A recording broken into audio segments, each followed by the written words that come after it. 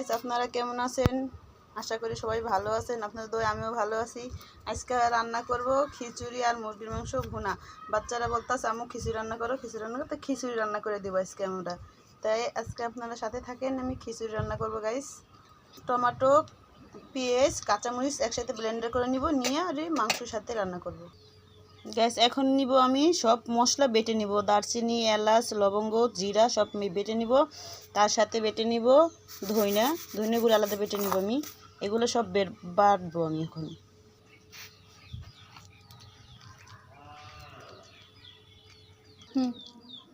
Gas আমি মুসুর ডাল দিয়ে দেবো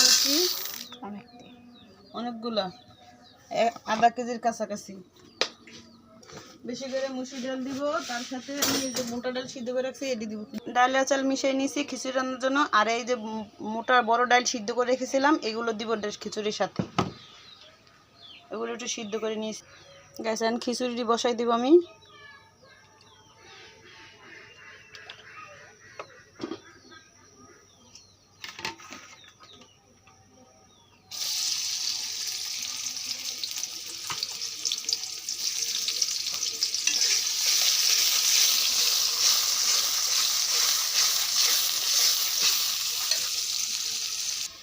গ্যাস আমার পেস্টটা লাল লাল হয়ে গেছে, এখন আদা রসুন দিয়ে দিব।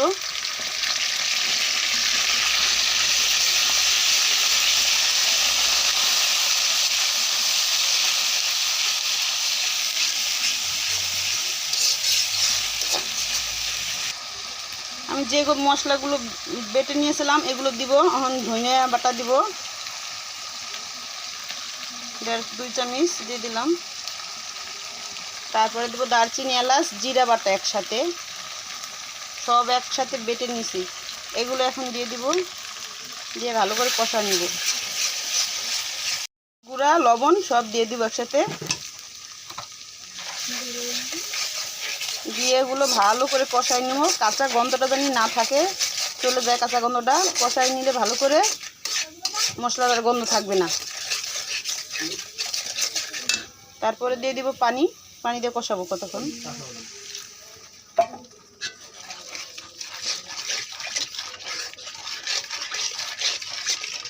মশলাটা বেটে দিলে কি হয়, খিচুড়িটা খেতে ভালো লাগে।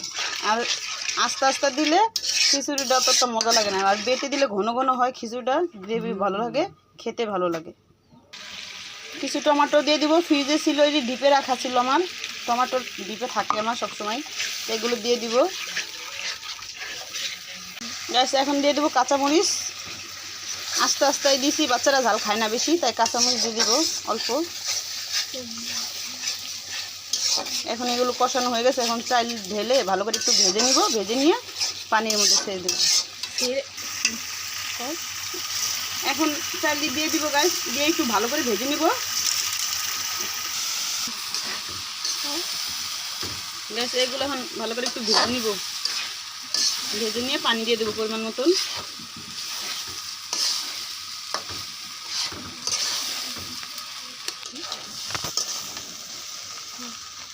গ্যাস এখন সিদ্ধ করা ডালগুলো সব দিয়ে দিব।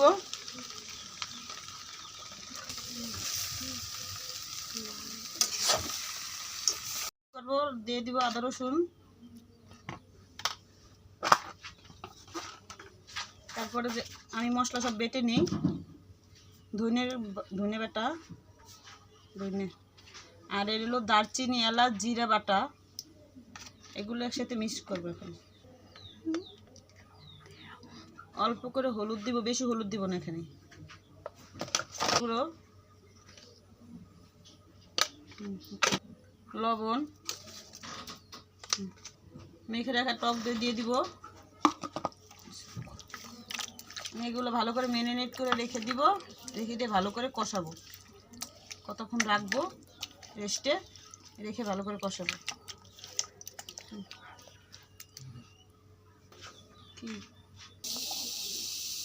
গ্যাসের মাংস দিয়ে এটি ম্যারিনেট করছে ওগুলো ভুনা করবো এখন। গ্যাস টমেটো আর এই পেস্ট ম্যারিনেট করছিলাম এগুলো দিয়ে দিব। এগুলো দিয়ে ভালো করে কষাই।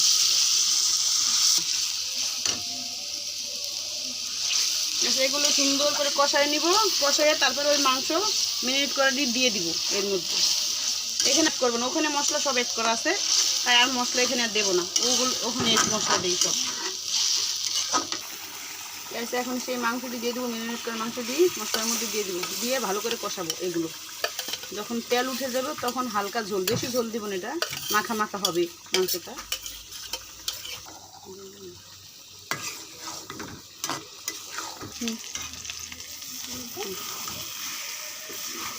গাইস আমার মাংসটা কষানো হয়ে গেছে, দেখেন কত সুন্দর কালার আসছে মাংস। এভাবে ভালো করে কষাইয়া যখন তেল উপরে উঠে যাবে তখন হালকা ঝোল দেবো, বেশি ঝোল দিব না, হালকা একটু ঝোল দেবো।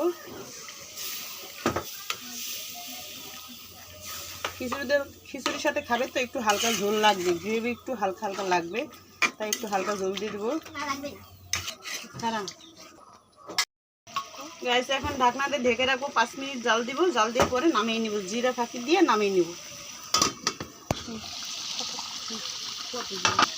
ব্যাস একটু চিনি দিব, হালকা চিনি, বেশি না, হালকা চিনি, স্বাদটা ভালো আসবে। জিরার গুঁড়া দিয়ে দিব।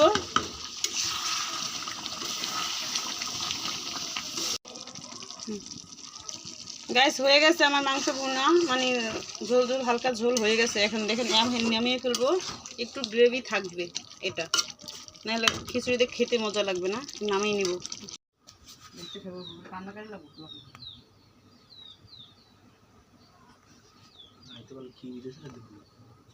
গাইস দুপুরবেলা খিচুড়ি রান্না করছিলাম বাচ্চাদের বায়নায়, এখন খিচুড়ি খেয়ে দেখবো কিরকম টেস্ট হয়েছে।